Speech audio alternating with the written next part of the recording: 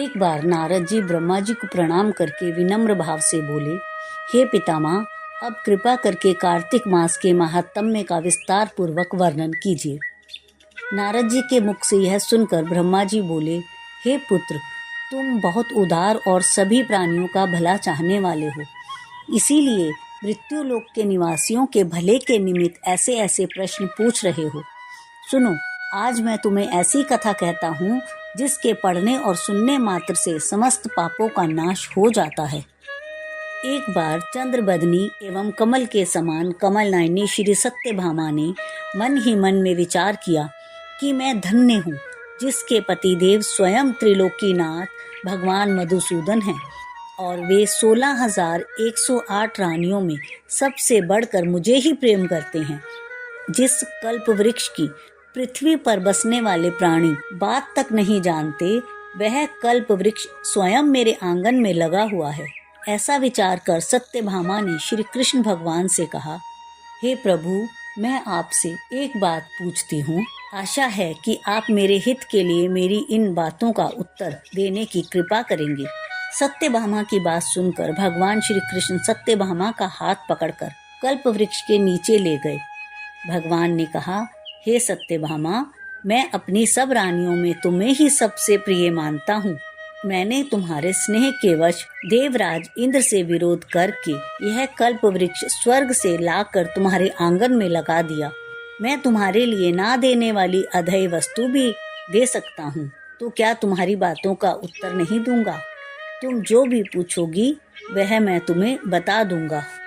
भगवान श्री कृष्ण की बात सुनकर सत्यभामा गदगद होकर बोली, हे स्वामी, यदि आप मुझ पर प्रसन्न हैं तो मुझे यह बताने की कृपा कीजिए कि मैंने पूर्व जन्म में ऐसा क्या शुभ कार्य किया था जिससे मुझे आपकी अर्धांगिनी बनने का सौभाग्य प्राप्त हुआ और आपके साथ गरुड़ पर बैठकर ब्रह्मलोक तथा इंद्रलोक में आने जाने का अवसर भी मिला। हे नाथ, पूर्व जन्म में मैं कौन थी और किसकी कन्या थी, सो आप मुझे विस्तार पूर्वक बताने की कृपा कीजिए।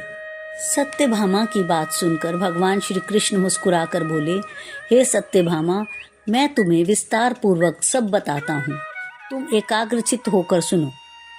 सत्ययुग के अंत में मायापुर के अत्रि कुल में देवशर्मा नामक एक ब्राह्मण रहता था।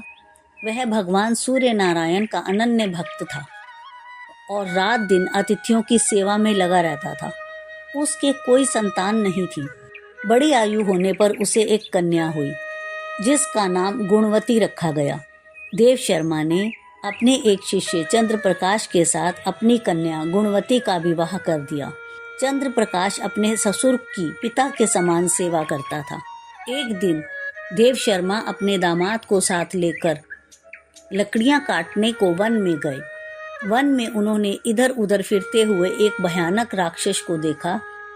उसको देखकर उन दोनों के हाथ पैर फूल गए और वे दोनों भागने में भी असमर्थ हो गए। वे दोनों उस राक्षस के हाथों मारे गए, परंतु उस क्षेत्र तथा अपनी भक्ति के प्रभाव के कारण वे मेरे वैकुंठ धाम को चले गए। इधर उन दोनों के मरने की खबर सुनकर गुणवती ने बहुत रुदन किया और रो रो कर कहने लगी, हे पिता और हे पतिदेव, अब मैं कैसे जीवित रह सकूंगी? तुम मुझे किसके भरोसे छोड़कर चले गए? अब मेरे खान पान का प्रबंध कहाँ से होगा? इस प्रकार गुणवती विलाप करती हुई पृथ्वी पर गिरकर मूर्छित हो गई और जब चेतना आई तो घर का सब सामान बेचकर उसने पति और पिता की अंत्येष्टि क्रिया की। फिर संसार से वैराग्य लेकर भक्ति में तत्पर रहने लगी। इस प्रकार करते करते कार्तिक मास आ गया। तब वह विधि विधान से कार्तिक मास का स्नान करने लगी और साथ ही साथ एकादशी का व्रत भी करने लगी। यह दोनों ही व्रत भगवान को अति प्रिय हैं तथा मुक्ति और ऐश्वर्य प्रदान करने वाले हैं। हे प्रिय, कार्तिक मास में तुला के सूर्य में जो प्रातः काल स्नान और जागरण तथा दीप दान करते हैं, उनके जन्म जन्मांतर के पातक नाश हो जाते हैं। जो मंदिर में प्रातः काल झाड़ू देते हैं तथा भगवान का पूजन करते हैं, वे जीवन मुक्त हो जाते हैं। जो तुलसी के वन की पालना करते हैं, वे फिर इस संसार में जन्म नहीं लेते। एक दिन गुणवती ज्वर से पीड़ित हो गई और असहाय पीड़ा में भी वह दुर्बल शरीर होते हुए वह गंगा स्नान को गई।